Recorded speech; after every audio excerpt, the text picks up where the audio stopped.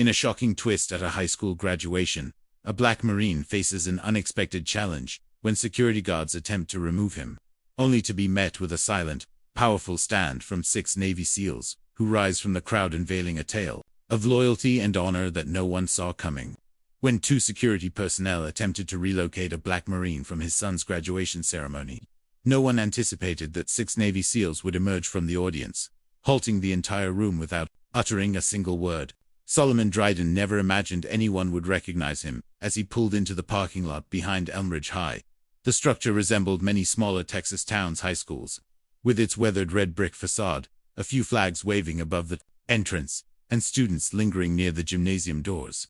The place was already buzzing with activity, parents in dress shirts, siblings clutching signs, and a grandmother steadying herself with a walker. It was all there. He parked his Dodge Charger close to the chain-link fence and stepped out, smoothing the creases of his deep blue Marine uniform. His boots gleaming like mirrors, not for show, but because there were tasks he still struggled to master. Halfway across the lot, he scanned his surroundings, his posture rigid and commanding. His face, though serene, held the quiet resolve of a man who had witnessed life from countless perspectives. He had driven 8 grueling hours from Temple to attend his son's high school graduation. He could have flown, but the Charger was his late wife's favorite, and even 2 years after her passing, he felt her presence most strongly on the open road. Solomon opened the car door and retrieved a small, faded photograph from the glove compartment, its edges worn with a slight tear. It depicted his wife cradling Tyron as a baby. He tucked it into the inner pocket of his jacket. "I promised you," he murmured softly, "I wouldn't miss it." His walk to the entrance was deliberate, each step laden with purpose, his chest swelling with an emotion he couldn't name, somewhere between pride and sorrow. Inside, the gymnasium was packed, metal chairs filling the floor and bleachers overflowing. The air carried faint hints of concession, popcorn, and floor wax, a noisy, chaotic liveliness enveloping the space. Solomon presented his printed ticket to a volunteer near the door, a short man with a clipboard and headset, who squinted at it, nodded briskly, and gestured toward the 3rd row on the left side. "You're good to go. Family seating up front." "Appreciate it," Solomon said, his voice steady as he navigated to his row, catching glimpses of other families along the way. Some folks did a double take at his uniform before looking away, while one woman offered a small smile and whispered to the man beside her. Solomon didn't react. He'd been a tall black man in uniform long enough to read the meanings behind certain glances. He found his seat, a slightly wobbly plastic chair, and adjusted it without complaint. Ahead, the stage was prepared. Banners stretching across the gym wall, with Class of 2024 in bold silver letters. A few school board members lingered near the podium, checking notes. Solomon's gaze drifted to the rows of students lined up at the far end of the gym, searching for Tyron, tall, lanky, with his mother's eyes 18 years gone in an instant. He recalled holding him the night he was born, still in uniform, dirt under his fingernails, after flying in from Okinawa with just 4 days leave. Now, here they were. He sat still, barely blinking, absorbing the moment. Behind him, people continued filing, in chairs scraped. Programs rustled, someone laughed too loudly, and a man dropped his coffee with a muttered curse, but none of it reached Solomon. His world narrowed to the stage, the rows of young faces, and the weight of the photograph against his chest.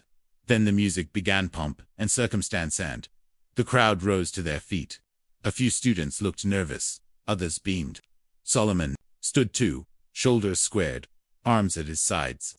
The national anthem followed, and while everyone placed hands over hearts, Solomon remained still, his entire presence a salute. He thought of his wife, how she would have cried through the entire ceremony, how she would have adjusted Tyron's tie 3 times before letting him leave the house. His eyes stayed forward, but as the anthem's final note faded, 2 uniformed men began walking down the side aisle, heading straight for him. The security guards moved with purpose. They weren't police there. Badges read Harlan Security Services, their uniforms, standard black polo shirts, tucked into cargo pants, earpieces, and radios on their belts. Neither looked over 31. One was short and wide-shouldered with a shaved head and tight expression. The other was taller, lanky, chewing gum like he had better places to be. Solomon noticed them immediately, but didn't flinch. His training had taught him that stillness often commanded more than movement. He kept his eyes forward, hands resting loosely on his thighs, as the shorter guard stopped beside him and leaned down. "Excuse me, sir," he said in a low voice. We're gonna need you to come with us. Solomon turned his head slowly. Is there a problem? The tall one stepped forward. Yeah, this section's for families of graduating seniors. Solomon blinked, then reached into his coat pocket, pulling out the same printed ticket he'd shown at the door. This is my seat, row, left side, family seating confirmed. The shorter guard didn't even glance at it. We got told it's full. Solomon didn't budge. It was full when I sat down too. You want to tell me who gave that order? The tall guard shifted uncomfortably. Look, it's not a big deal. There's extra seats in the back. Let's not make this anything it doesn't have to be. Solomon's eyes narrowed slightly, not with anger, but with quiet calculation. I drove 8 hours to watch my son walk across that stage. I'll be sitting right here. A few heads turned. A woman, 2 rows over, nudged her husband and nodded toward them. Someone in the bleachers tilted their phone, possibly recording. The short guard straightened, scanning the room. Sir, I'm gonna ask one more time. You can ask all day, Solomon replied, his voice lower now, firmer. The tall one sucked his teeth.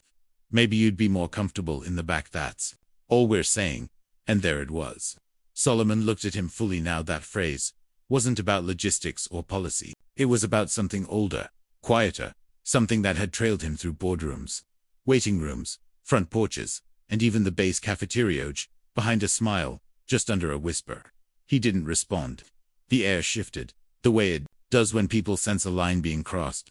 The short guard adjusted the radio on his hip, muttering into the mic without breaking eye contact. Solomon stayed seated, staring forward as if the conversation had ended for him. It had. A woman beside him, older and pale-skinned, leaned slightly toward him and whispered, "Don't you let them move you." He nodded once, acknowledging her, but saying nothing.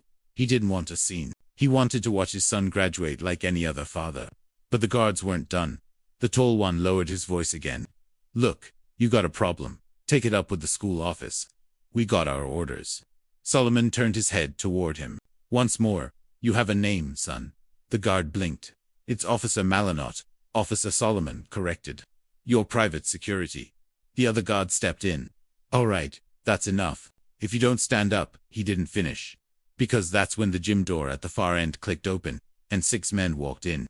No uniforms, no badges, just firm postures, squared shoulders, and faces that spoke of trials worse than awkward stares or misjudged orders. They didn't enter together. They filtered in one by one, taking different spots as if unconnected. But their synchronized movements betrayed them still, steady, alert. Solomon didn't look back. He didn't need to. He knew exactly who they were, though the guards didn't, at least not yet. Solomon kept his focus on the stage, his jaw set, his mind turning. He wasn't angry, not yet, but something inside clicked into place, like a switch reserved for survival, balance, and patience under pressure. The guards didn't leave. They hovered, a hovering that wasn't about duty, but about asserting power. What they didn't grasp was that Solomon had lived where power meant life or death. Not some gym with folding chairs and a sound system. A student's name was called, and the crowd clapped politely. But nearby eyes were glued to the standoff, pretending otherwise. Mally shifted his stance again, leaning closer, voice quieter. "I'm trying to do you a favor here. All right, this doesn't need to get ugly." Solomon's eyes flicked to him. "You don't have that kind of favor to offer." A pause. Mally drew back slightly, reconsidering. But the shorter Wongavin, per his badge, was less subtle. He didn't like being challenged. His hand hovered near the radio again. A few rows behind, a man stood slowly. No one noticed at first. He crossed his arms, eyes sharp, and took a seat near the aisle without shifting his gaze. A second man stood on the opposite side of the gym. Same posture, calm, intentional. Then a third. They didn't speak. They didn't need to. Solomon knew them all. He'd led them through mud, gunfire, and silence darker than most could fathom. Garvin leaned down again, his voice carrying a new edge. "Listen, man, you're making this into a situation." Solomon turned his head slowly, deliberately. "And you're not listening." Garvin's hand twitched toward the radio. But before he could speak, a voice cut through from 10 feet away. "Is there a reason this man's being bothered?" It was clear, calm, controlled, a voice that didn't raise to demand attention, but dropped just enough to silence others. It came from a man, in the center aisle, tall, salt and pepper beard, fitted black coat over a gray shirt. His name was Creed Marston, the one Solomon had dragged from wreckage in Kandahar, pulling him 200 yards through sand, while bullets fell like gravel. Garvin looked up, caught off guard. "Who are you?" Creed didn't answer. He stepped forward. "Once, I asked you a question." Mally raised a hand. "Sir, we've got this under control." "No," Creed said. "Sharper now." "You don't." Another man stood from the far bleachers. Then another. For now. Solomon remained seated, still quiet. The left side of the gym watched openly. A boy pointed. A teacher tried redirecting attention to the stage, but no one cared about diplomas anymore. Creed stepped closer. "You're embarrassing yourselves, and you're one breath away from making this worse." Garvin glanced at Mally, who looked less confident by the second. It was clear they hadn't expected backup, especially not this kind. "I don't care what your orders were," Creed said. "You don't put your hands on that man. You don't tell him to move. You don't ask again." The silence in the gym tightened, not from fear, but from a quiet respect that began to swell. As people grasped the scene, Solomon looked up at Creed, giving the smallest nod, not a thank you, not a request, just recognition. Creed's eyes softened for a moment. Then he stepped back and sat, arms folded, though the tension lingered. The spectators waited to see the guard's next move. The gym faded the stage. Banners' faces all blurred into the background of Solomon's mind. His eyes stayed open, but his memory pulled him back 15 years to Afghanistan, late afternoon in Kandahar province. The sun didn't set gently there. It crashed down like a hammer, turning sand to rust and air to steel. Solomon, a gunnery sergeant then, had just finished briefing his unit when a roadside IED flipped the lead Humvee like a toy. Dirt and metal rained down before screams could erupt, followed by coordinated gunfire. Solomon didn't think. He moved, ducking behind a doorframe, assessing the chaos. Smoke clouded the valley's edge, but he saw 6 men down, trapped behind a burning vehicle. Most were pinned. One was crawling, dragging another by the vest. That was Creed Marston. 3 months in country. Bullet through his thigh. Solomon bolted, no hesitation, no radio call, running through open ground, dodging gunfire, sliding into cover behind a blown axle. Creed looked up, blood on his temple, gasping. "You're bleeding," Solomon had said. Creed coughed. Solomon grabbed the straps of the downed soldier beside him, Enrique Soto, and began pulling. Creed pushed from behind, wincing. "Where's Divas?" Solomon shouted. Creed pointed weakly left side, under the hood. There was Divas, a young SEAL pinned under the engine block, leg trapped, yelling for help but too far gone to move. Without pausing, Solomon told Creed, "You keep low and move when I move." Creed nodded. That's when he truly understood leadership. Solomon sprinted again, foot hitting gravel, then bone, sliding to Divas, crouching low, gripping the mangled hood with both hands. It wouldn't budge. "Gunny, don't," Diva shouted. "I'm good." "You're not staying here." Solomon braced, one foot digging deep, lifting. His shoulders strained, ribs ached.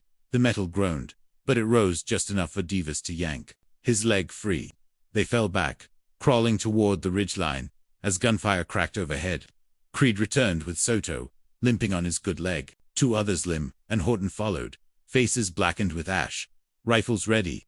When the firing stopped, there were no cheers, no victory speech, just silence and breathing. All 6 were alive. Solomon stayed on rear watch until the medevac arrived, silent for a long time after. But Creed remembered they all did. After that day, there was never doubt. If Solomon needed anything, anywhere, anytime, they'd be there. Back in the gym, Creed sat quietly, eyes fixed on the guards near Solomon. He wasn't thinking of war, but of promises. The man who dragged him from a war zone was now harassed at a high school stage for watching his son graduate. He clenched his fists. Another SEAL, Javier Meeks, sat 4 rows back. Zachary Wells took a spot along the right side bleachers. They didn't speak, they didn't need to. Solomon glanced toward the back, briefly, eyes meeting Meeks. That was enough. But the guards didn't grasp those looks, not yet. The ceremony pressed on, names called.